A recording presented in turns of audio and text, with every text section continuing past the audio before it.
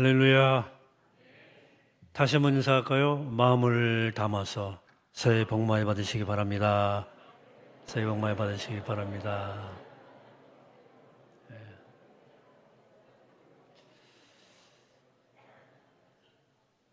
지난달 7일, 작년 12월 7일이죠. 스웨덴 스톡홀름에서 할렘에 있었던 노벨문학상 수상자 한강의 수상 기념 강연은 그가 왜 세계적 작가의 바늘에 오른 사람인지를 보여주는 명강연이었습니다. 그녀는 그날 자신의 작품 세계는 두 가지 물음이 그 중심에 자리하고 있다 이렇게 말했습니다. 하나는 세계는 왜 이토록 폭력적이고 고통스러운가 하는 것이고, 다른 하나는 동시에 세계는 왜 이렇게 아름다운가 였습니다.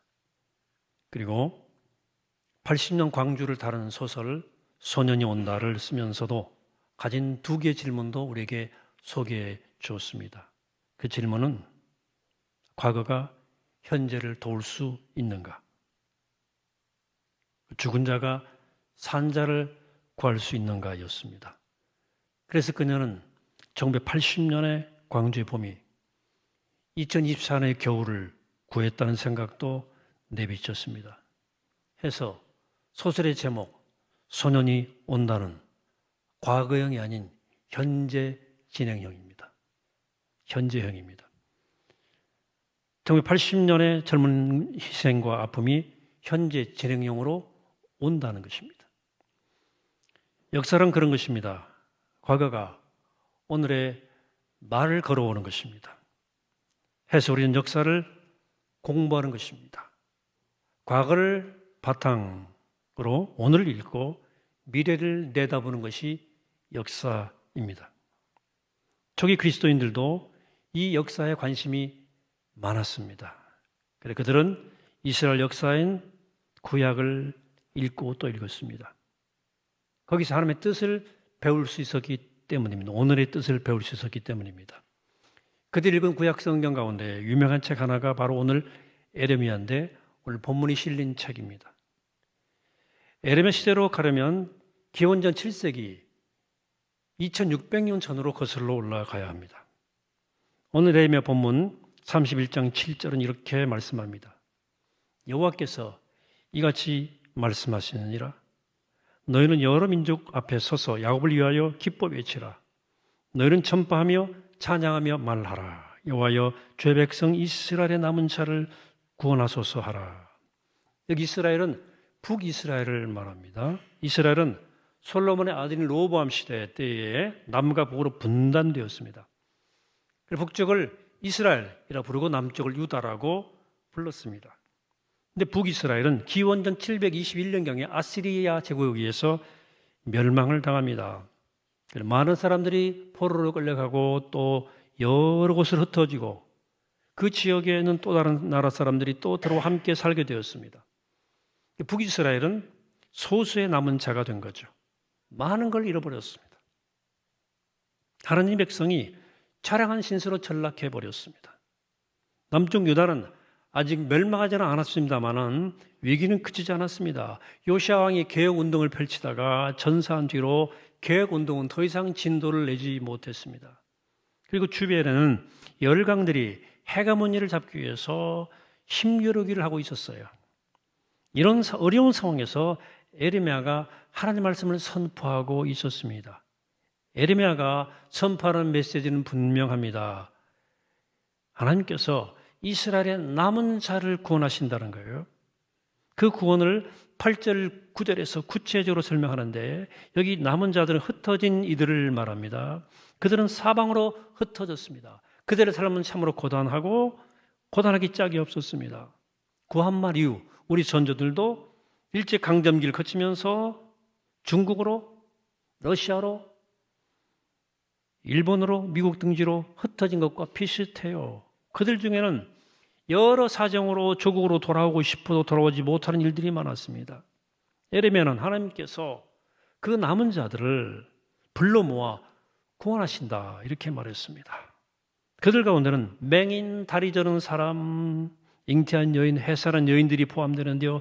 이런 사람들은 다른 사람들의 도움을 통해서만 생존이 가능한 사람들입니다. 그들은 감격해서 울며 돌아올 것이다. 하나님께서는 그들이 돌아올 때 넘어지지 않게 하고 물 있는 계곡으로 인도하실 것이라고 그랬어요. 당시 물은 생존의 필수품입니다. 이런 방식으로 하나님께서는 그들의 생존을 지켜주어 그들의 조국, 그들의 고향 시온으로 돌아오게 하신다. 에레미야는 하나님 이스라엘의 이 남은 자를 불러 모아 지키고 구원하신다는 사실을 지속적으로 다시 한번 또 10절에서 14절 사이에 또 선포합니다. 하나님의 구원이 이스라엘만이 아니라 온 세계, 이방, 온 세계에 분명히 나타나신다는 뜻을 밝히는 거죠. 그 내용은 압달락과 비슷해요. 남은 자의 구원이 어떤 상태인지 12절은 이렇게 시적인 문장으로 우리에게 묘사해 주고 있습니다. 그들이 와서 시온의 높은 곳에서 찬송하며 여호와의 복, 곧 곡식과 새 포도주와 기름과 어린 양의 때와 소의 때를 얻어 크게 기뻐하리라. 그 심령은 물된 동상 같겠고 다시는 근심이 없으리로다 할지어다. 아멘.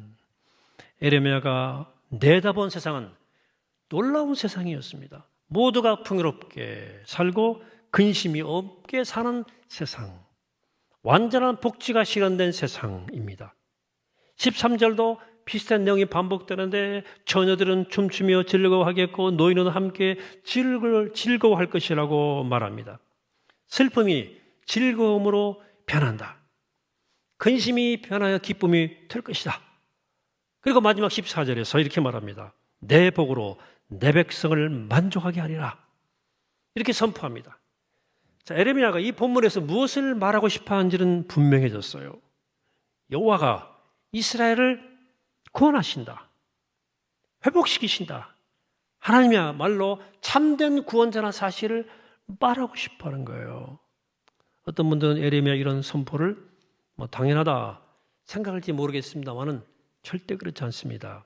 당신은 양떼와 소떼를 얻고 크게 기뻐할 만한 상황이 아니에요.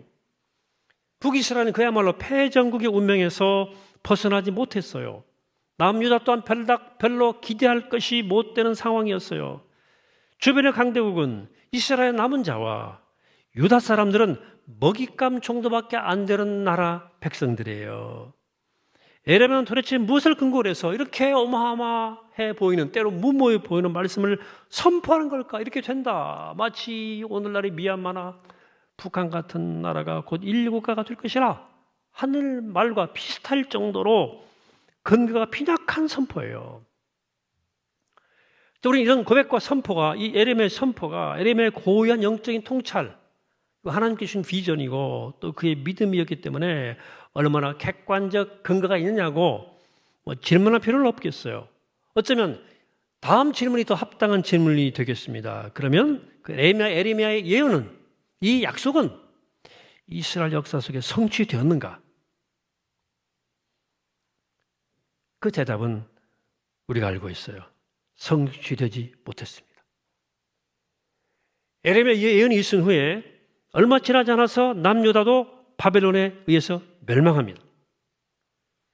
바벨론 포로 시절이 70년 이상 흘러요. 그 다음에 유다가 바벨론으로부터 해방되긴 했으나 그들의 운명은 여전히 혹독한 시련의 시간을 지납니다.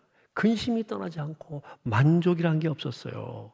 에레미야의 예언은 결국 현실에서 성취되지 못했습니다. 에레미야 시대만이 아니라 유대인의 역사 속에서, 유대인의 역사만 아니라 인류 역사에서 이런 유토피아적 사건은 일어나지 않았습니다. 현실의 유토피아는 오지 않았다고요. 이상하죠? 참 이상하죠? 모두가 꿈꾸던 역사의 목표였다는데 그게 성취되지 않았다는 거예요. 왜 그럴까? 생각해 봅시다. 역사를 공부해 보자고요. 양떼와 소떼가 늘어나면 서로 사이좋게 나누며 평화롭게 사는 게 아니고 서로 더 많은 것을 가지기 위해서 다투기 시작했습니다. 인간 세상은 그래요. 아시리아와 바빌론이 힘을 잃으면 뭔가 세상이 완전히 달라질 것으로 기대했는데, 그래 모든 버려진 사람들까지 다 함께 편안하게 살 줄 알았는데 또 다른 세력이 나타나서 죽기 살기로 싸우는 거야. 그게 역사가 확인해 주는 사실입니다. 바빌론 망하니까 페르시아가 등장하고, 페르시아 망하니까 그리스가 등장하고, 그리스도 망하니까 로마가 등장하고, 근대에 들어서 스페인이 등장하고, 영국이 등장하고, 독일이 휘잡고, 일본, 중국, 미국 등이 나타나서 구약시대에 아시리아와 바벨론이 보였던 패권을 그대로 행사합니다. 국내 정치도 마찬가지죠. 물론 그래도 무도한 정치는 이제 끝나고 좀 나은 정치가 실현되는 것이 시대의 과제이죠. 그러나 정치란 패권 싸움이 그 기저에 깔려있는 것도 사실입니다. 그래 주의가 필요해요, 우리에게는. 이런 경제도 기업체들끼리 끝없이 전쟁합니다. 왜 그럴까요? 인간 내면의 깊숙이 도사린 죄성 때문입니다. 이 죄성과의 싸움이 만만한 싸움이 아니에요. 어쨌든 에레미야의 꿈은 이루어지지 않았습니다, 현실에서. 우리 시대도 그렇게 낙관적이면 않다. 힌트를 받을 수 있죠. 그렇다면 이 에레미야의 선포는 무의미한 거냐? 성경은 무슨 뺀뻥이냐? 그렇지 않습니다. 비록 선지자들이 비록 우리가 똑같은 사람이기 때문에 잘못 본 부분도 있지만 근본에서는 틀린 말이 아니에요. 에레미야는 하나님이 어떤 분인지를 정확히 말했어요. 남은 자를 구원하시는 분이라 그랬어요. 흩어진 자들을 낭인들을 모으고 구원하신다. 에레미야 31장 11절 여호와께서 야곱을 구원하시되 그보다 강한 자의 손에서 속량하셨으니 란 말은 옳아요. 다만 하나님이 구원하시는 방식과 때만을 에레미야가 정확히 알지 못했어요. 초기 그리스도인들은 에레미야가 선포한 여호와의 구원이 에레미야의 기대와는 전혀 다른 순간에 전혀 다른 방식으로 성취되었다고 고백했습니다. 그것은 예수 그리스도를 통한 성취였습니다. 양자와 소떼를 늘려주는 방식이 아니라 예수 그리스도를 믿어 그와 일치되는 방식이었습니다. 모든 고통들을 한꺼번에 다 고쳐주는 방식이 아니라 예수 그리스도의 십자가와 부활에 참여하는 방식을 제시했어요. 그들은 예수 그리스도의 십자가와 부활만이 궁극적으로 구원의 길이라는 생각을 했고 그렇게 믿었어요. 어떤 분들은 기독교 신앙, 이런 기독교 신앙이 마음에 들지 않을 수 있어요. 너무 기독교가 개인주의로 떨어졌다 비판할 수 있어요. 심지어 기복주의에 떨어졌다고도 말할 수 있습니다. 일리 있는 비판입니다. 우리가 그런 비판을 들을 만한 요소가 분명히 우리에게 있어요. 한국교회 신앙은 매우 사적인 차원으로 떨어진 게 분명합니다. 예수 믿어 잘 믿어서 복받아 행복하게 사는 것을 기독교의 전부인 것처럼, 물론 전혀 틀린 건 아니지만 그걸 전부라고 여기는 것은 잘못된 거예요. 그래 공적인 영역은 없어요, 기독교 신앙에. 세상이 아무리 불의해도 교회만 잘 나오면 된다고 생각해요. 또 어떤 사람들은 교회가 사회 편협에 앞장서야 한다고 생각을 해요. 불의와 싸우고 빈익빈 부익부에 왜곡된 경제 질서와 싸우는 것이 즉 사회구원이 우선적인 사명이라고 생각해요. 물론 역사의 어느 시점에서 교회가 그런 일을 감당해야 할 때가 있어요. 그러나 우리가 극단으로 치우치는 것은 조심해야 할 것인데, 왜냐하면 사회정치적 변화만으로 하나님 나라가 완성되는 게 아니기 때문이에요. 그리스도인들이 사회적 부조리에 대해서 목소리를 내야 하지만 그것만으로는 이 땅에 하나님 나라가 세워지는 게 아니라는 사실을 기억하라는 거예요. 에레미야가 그들의 핍절한 현실이 놀랍게 변화되는 예언을 했지만 끝내 성취되지 못했다는 사실도 기억하라. 기독교 신앙은 개인의 복만 추구한 것도 아니고 사회 변화만을 추구하는 것도 아니지만, 사회 변화를 추구하긴 하지만 그걸 최종 목적으로 삼지는 않습니다. 기독교 신앙은 궁극적으로는 예수 그리스도를 통해서 하나님이 행하신 구원 사건에 참여하는 거예요. 이 구원 사건을 경험하는 게 신앙의 핵심입니다. 엄격히 말하면 기독교인이 이 땅에서 어떻게 살아가는가 하는 것은 구원의 은총을 누린 우리가 은총을 누린 만큼 우리가 선택해야 할 일입니다. 내 가정에서 소박하게 행복을 추구할 사람은 그렇게 사는 것이고 내 선택입니다. 사회 변화를 위해서 좀 더 헌신할 사람들은 그렇게 사는 것이고 내 성장을 위해서 지금 투자하고 노력할 사람은 또 그렇게 사는 거예요. 그러나 예수님의 생명을 경험한 만큼 우리 삶의 자리에서 기독교인으로서 시민의 한 사람으로서 역할을 충실히 감당해야 됩니다. 그러나 그 중심에는 우리에게는 예수를 통한 구원 경험이 자리하는 거예요. 그래서 초대 기독교인들은 예수님에게 집중한 거예요. 그래서 1장은 바울은 이렇게 그 사실을 말하면서 3절을 보겠습니다. 찬송하리로다 하나님 곧 우리 주 예수 그리스도의 아버지께서 그리스도 안에서 하늘에 속한 모든 신령한 복을 우리에게 주시되 하늘에 속한 모든 신령한 복을 주셨다는 거예요. 이게 초대교회 교인들의 영적 성찰이에요. 하늘에 속한 모든 신령한 복은 그리스도 안에서 주어지는 거예요. 이 신령한 복을 아는 사람은 삶이 자기 마음대로 풀리지 않아도 찬송할 수 있습니다. 때로 힘들기도 하고 짜증이 날 때도 있겠지만 근본적으로 다시금 찬송하는 삶으로 그 삶이 돌아갑니다. 에레미야가 내다봤던 꿈꾸었던 양떼와 소떼가 없어도 찬송할 수 있습니다. 초기 그리스도인들은 바로 그 사실을 예수의 운명에서 경험한 사람들이에요. 그래서 삶의 어떤 조건이나 사회적 신분에 상관없이 찬송할 수 있었기 때문에 예수 그리스도의 사건을 복음이다. 이게 진짜로 굿뉴스라고 말한 겁니다. 여러분들이 복음의 경험이 있는지 우리 스스로를 한번 돌아보게 되기를 바랍니다. 여러분 그 복음의 인식과 경험이 없으면 우리가 아무리 진실하게 세상을 산다고 하더라도 우리는 에레미야의 차원에 머물 수밖에 없는 거예요. 옳지만 궁극에는 미치지 못하는 차원을 말하는 거예요. 우리가 올바른 삶을 살아가야 되지만 결국 참된 기쁨의 자리에 도달해야 돼요.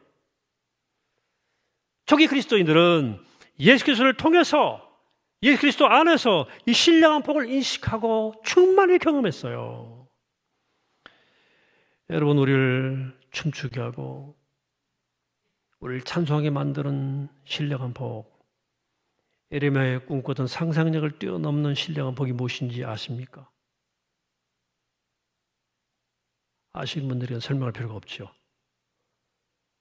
또 이건 말로 설명되는 게 아니에요. 신령한 복 자체는 그 구원 경험은 설명이 참 어렵지만 그냥 손가락으로 지시할 수 있을 뿐이에요. 손가락으로 이렇게 지시하는 거예요. 저런 거다. 손가락 보면 안 돼요. 예. 예수님 비유를 그래서 말씀하신 거예요. 예수님 비유 하나 전해드리죠. 계속했어요. 누가 15장에 탕자의 비유가 나옵니다. 탕자인 둘째 아들은 아버지 품을 떠났다가 고생 끝에 아버지를 기억해내요. 그에게 아버지의 존재가 그 아들에게는 신령한 복입니다. 아버지는 그 모든 잘못을, 그의 모든 잘못을 다 덮어줄 수 있었기 때문입니다. 근데 모범생 큰아들은 아버지의 그런 태도를 도무지 이해하지 못했어요. 아버지가 설명해줘도 못 알아듣습니다. 그런 동생을 위한 잔치가 열리는 동안 계속 투덜거렸어요.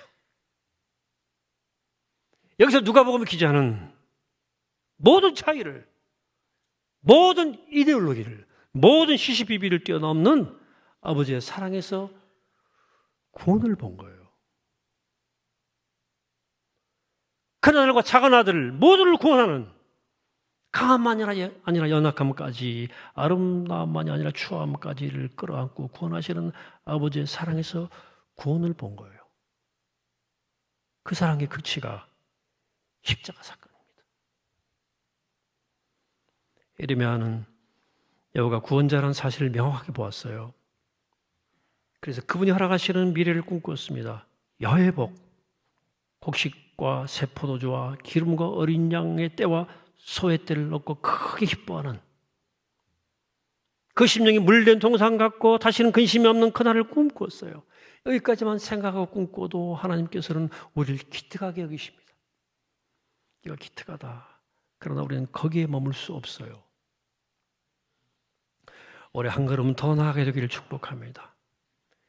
에레미야가 본 야훼 구원, 그 궁극적 구원의 꿈은 예수에게서 성취되었어요. 예수님은 죄와 죽음으로 그 근본이 훼손된 우리가, 그래 죽을 때까지 방황할 수밖에 없는 우리가 결국 돌아갈 하나님의 아들, 우리의 고향 하나님이시기 때문에, 거기가 궁극적 목적지이기 때문에 사랑하는 여러분, 그러므로 2025년 이 구원의 하나님을 바라보게 되기를 축복합니다. 십자가에서 이루신 그 생명의 삶, 그 풍성한 삶을 꿈꾸게 되기를 축복합니다. 먼저 그의 나라와 그 의를 구하십시오. 그래야 이 땅에서도 우리의 슬픔을 즐거움으로 바꾸시고 우리의 근심을 기쁨으로 바꿔주시는 역사가, 내 복으로 내 백성을 만족케 하라는 주님의 약속이 끝내 이루어지는 복된 하늘을 누리시는 복된 여러분 되시기를 이 아침에 주 이름으로 간절히 축원합니다. 기도하시겠습니다. 거룩하신 하나님, 오늘 주님의 귀한 말씀을 듣습니다.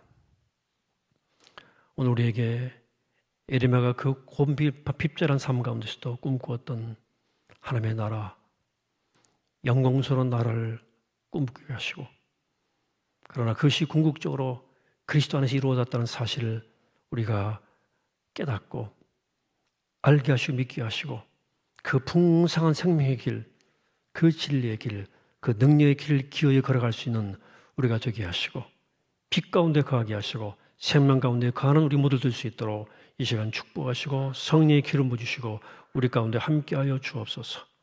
감사드리옵고 우리 주 예수 그리스도의 이름으로 기도하옵나이다. 아멘.